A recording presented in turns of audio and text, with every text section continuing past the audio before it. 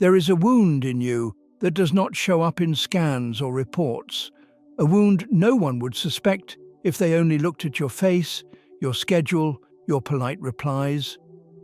It is the quiet place you never talk about, the memory you do not name, the fear that you cover with competence, humor, distraction, or tired jokes about being fine. You carry it into every room you enter.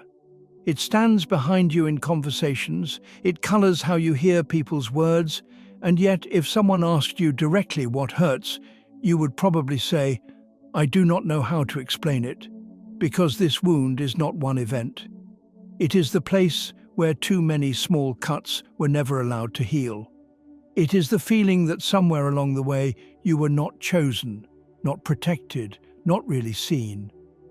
It may look like something ordinary from the outside, a childhood where nobody asked how you were, a relationship where your emotions were treated as too much, a betrayal you were told to get over because other people had it worse. But inside, it became something else, a quiet belief that your feelings are unsafe, that your needs create trouble, that you are easier to love when you stay silent. So you learned to hide it.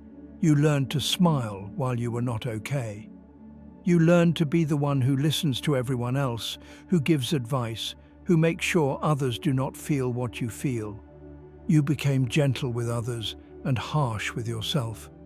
And on the days when the wound begins to ache more strongly, you do not sit with it. You scold it. You tell yourself to be grateful, to toughen up, to stop being dramatic, to stop revisiting the past. You try to control your pain by judging it, but the wound that is judged never heals. It simply learns to retreat deeper. That is why sometimes, without warning, you overreact to something small or feel an emptiness you cannot justify, or suddenly want to withdraw from everyone. That hidden wound has not disappeared. It is knocking from the inside, trying to say, "I am still here. I never received the care I needed." And because you have carried it for so long, you mistake it for your identity. You say, "This is just how I am. I am too sensitive. I am difficult. I am not enough." That is the deepest part of the wound. Not what others did or did not do, but what you quietly concluded about yourself because of it. You decided you were the problem. You decided that if you had been better, stronger, calmer, more lovable, things would have gone differently. Those conclusions became the invisible script of your life. They tell you when to speak and when to be silent. They tell you which opportunities you deserve and which you should step away from. They tell you which kind of love you are allowed to receive and which you should not even hope for. The wound you keep hidden is not only about pain, it is about the story you tell yourself about that pain. Maybe there was a parent whose love was always slightly out of reach, and you decided that your very existence was somehow disappointing. Maybe there was a friend, a partner, a trusted person who dismissed you, and you decided your feelings are burdens. Maybe there were years when no one protected you from what was too heavy for your age, and you decided that you are only valuable when you carry more than your share. Over time, you began to protect everyone from your pain because you thought that was kindness. But in truth, you were protecting them from ever seeing the depth of your need. You believed that if anyone saw the full extent of your hurt, they would turn away, judge you, or pity you in a way that would feel even more humiliating. So you built strong walls and then called it being independent.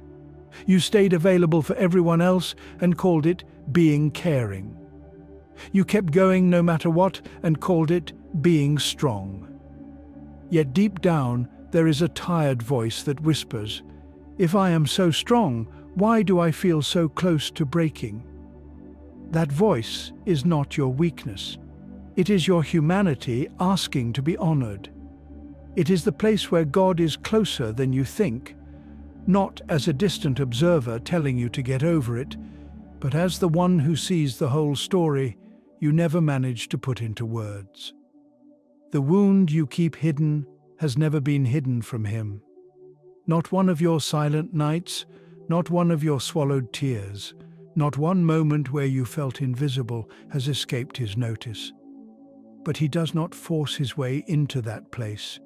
He waits until you become tired of pretending that it does not exist. He waits until your strength reaches its honest limit, not to shame you, but to meet you there. There comes a moment in every life when the hidden wound begins to shape your days more than you realize. You notice it in subtle ways at first. You feel strangely defensive when no one is attacking you. You feel exhausted after simple interactions. You avoid messages, delay decisions, and withdraw from people you genuinely care about. It is not because you do not love them. It is because your wound has taught you that being fully present is dangerous.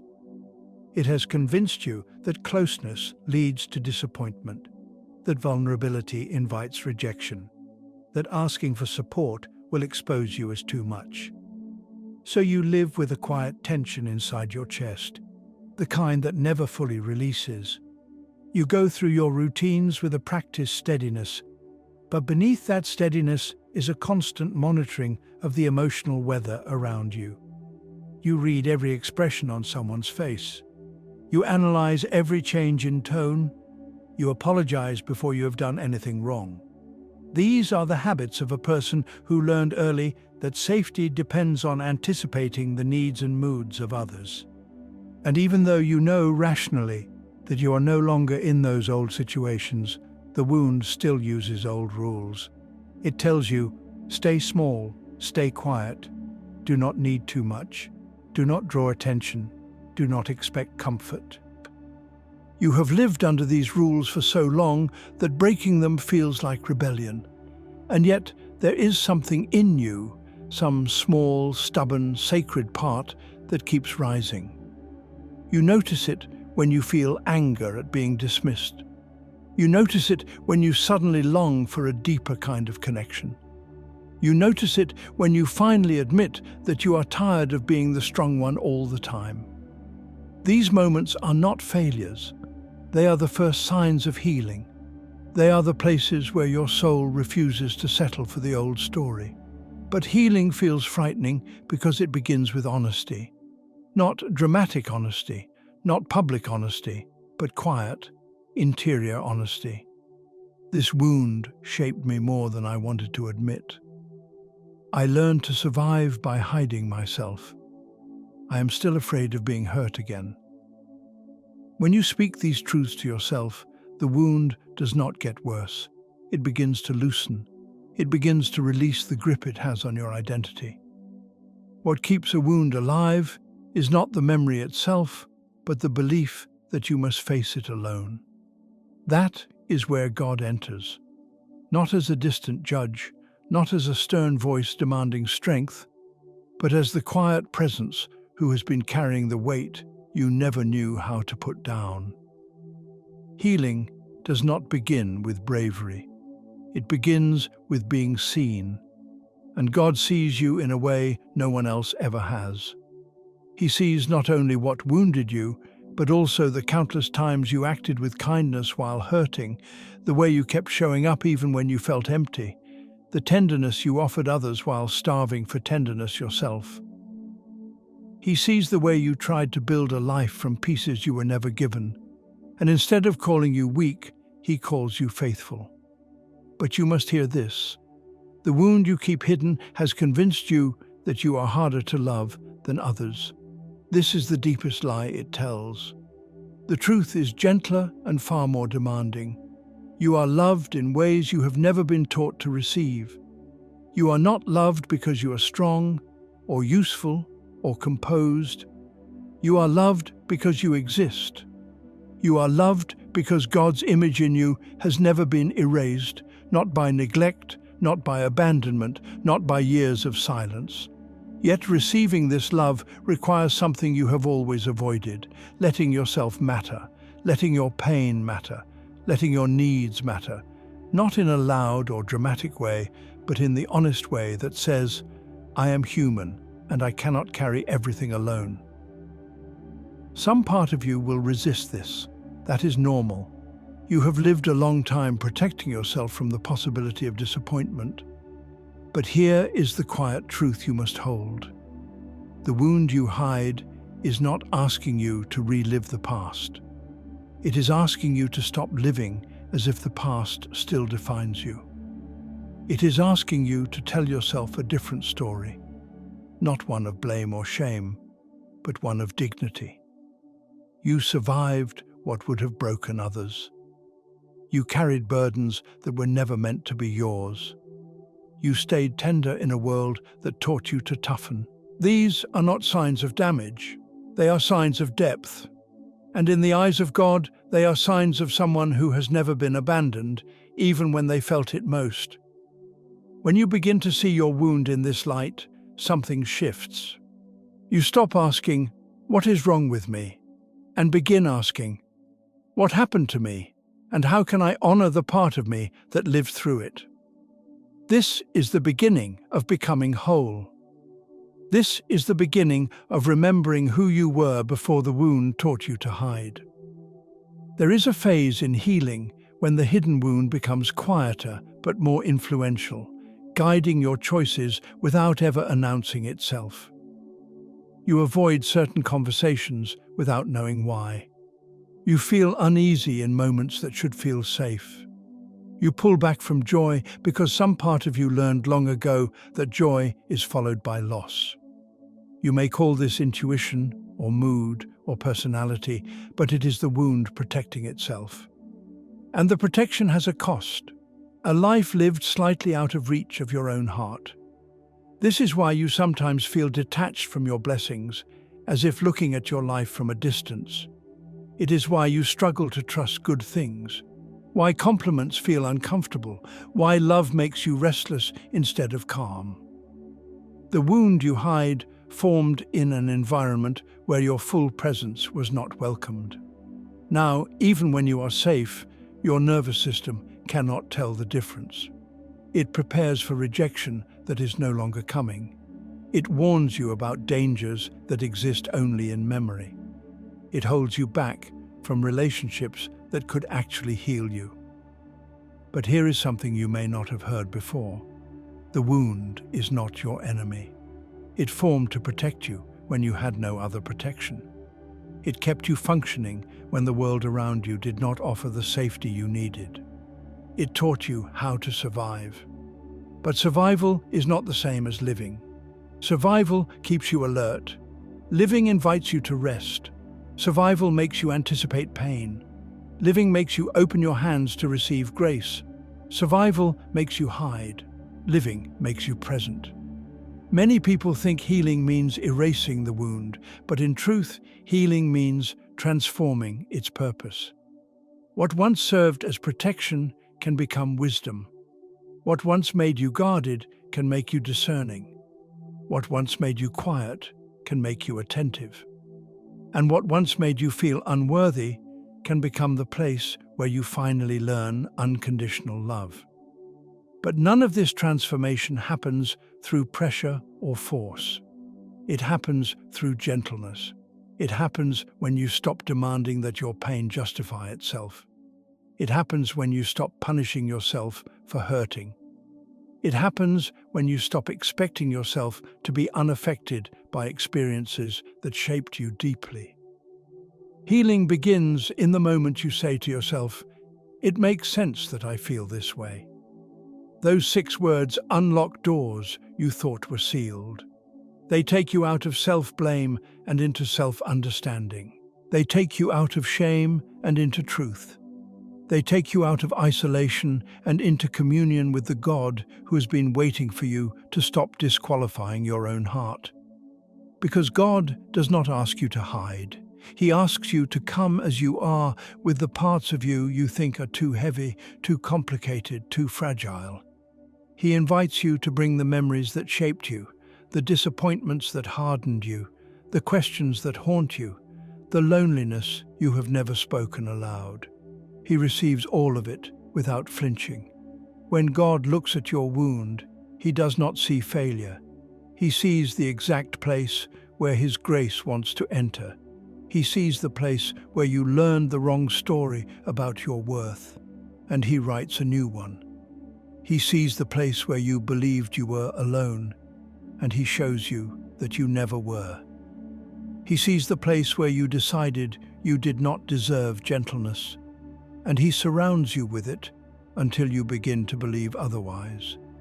Healing also unfolds through people, not perfect people, but honest ones. People who do not demand explanations for your pain. People who do not minimize what shaped you. People who stay when you need time to trust. People whose presence feels quiet enough for your heart to breathe.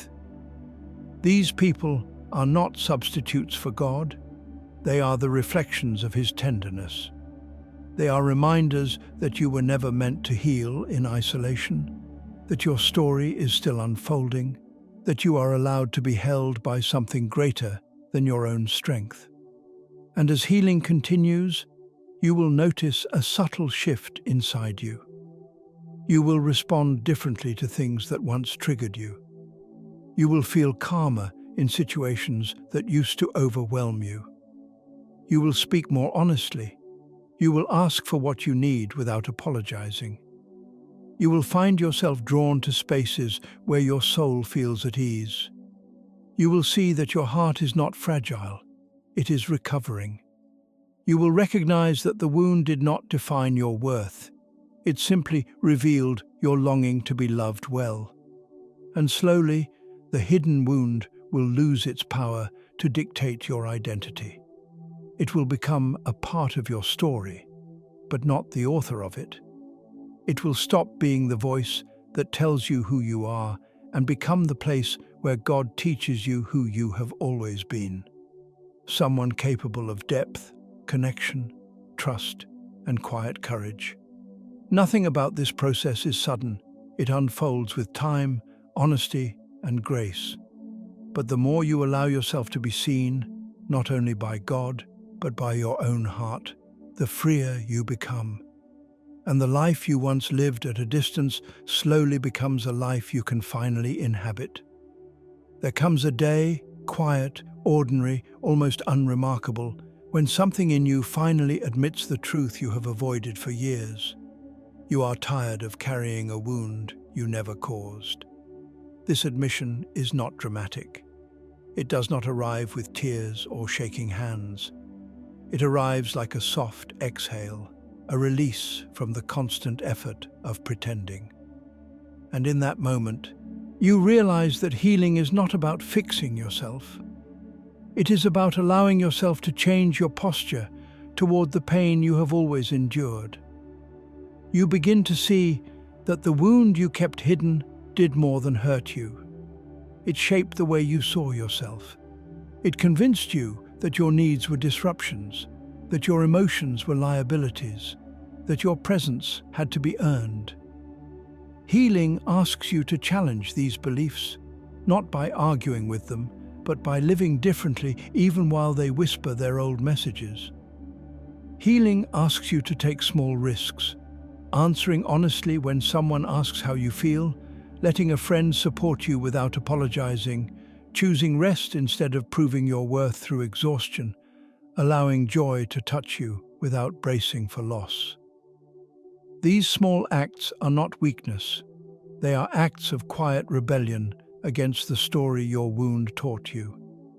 Every time you choose honesty over hiding, you reclaim a part of yourself that was buried. Every time you choose gentleness over self-criticism, you loosen the wound's grip. Every time you allow yourself to be loved without shrinking, you undo years of believing you were too much. But even as you grow, the wound will try to return you to the familiar. It will whisper that people will leave, that you will disappoint them, that you are safer as the one who gives rather than the one who receives. Do not fight these thoughts with force. Meet them with truth. You are not the person who was wounded. You are the person who has survived the wounding. You are not weak for wanting connection. You are human.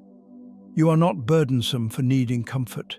You are alive, and every moment you honor this humanity, the wound loses a little more of its authority. Healing also brings a new kind of strength, one the world rarely praises. It is not the strength of pretending everything is fine. It is the strength of facing what hurts without letting it define you. It is the strength of saying, "This shaped me, but it does not own me." It is the strength of living with an open heart, even when the past taught you to close it. This strength grows quietly. It grows on the days you speak up when you would have stayed silent. It grows when you set a boundary without guilt. It grows when you trust someone with a truth you once hid. It grows when you let yourself rest without earning it. It grows when you stop carrying more than is yours. And eventually, you begin to feel something you barely recognize at first: peace. Not the peace of having no problems or no memories, but the peace of no longer arguing with your own soul. The peace of returning to yourself. The peace of knowing God has been carrying what you could not. Because throughout this journey, God has not been distant. He has not watched from the sidelines. He has been walking with you, waiting for the moment when you stop seeing yourself as the wounded one and start seeing yourself as the beloved one. He has been speaking to you in the quiet. You are more than what happened to you. You are more than the story you told yourself to survive. You are mine. And when you finally hear these words, not as a concept, but as a truth, you discover something profound. The wound that once defined you becomes the very place where you recognize God's tenderness most clearly. The place where you hid becomes the place where you are found. The part of you you feared others would reject becomes the part of you God calls precious. And as your heart absorbs this truth, your life begins to open. You trust more, you breathe more deeply, you show up more fully. You stop shrinking to fit old patterns.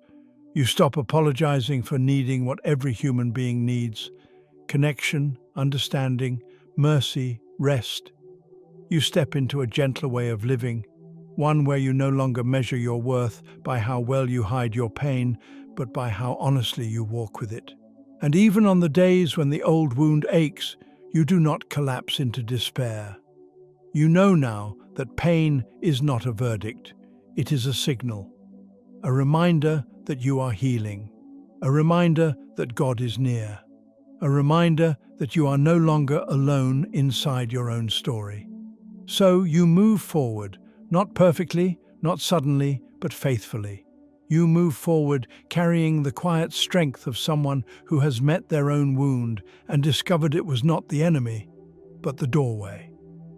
The doorway through which grace entered. The doorway through which you learned to stand with dignity. The doorway through which God whispered the truth that will carry you for the rest of your life. Walk in the light, even on the days it feels distant.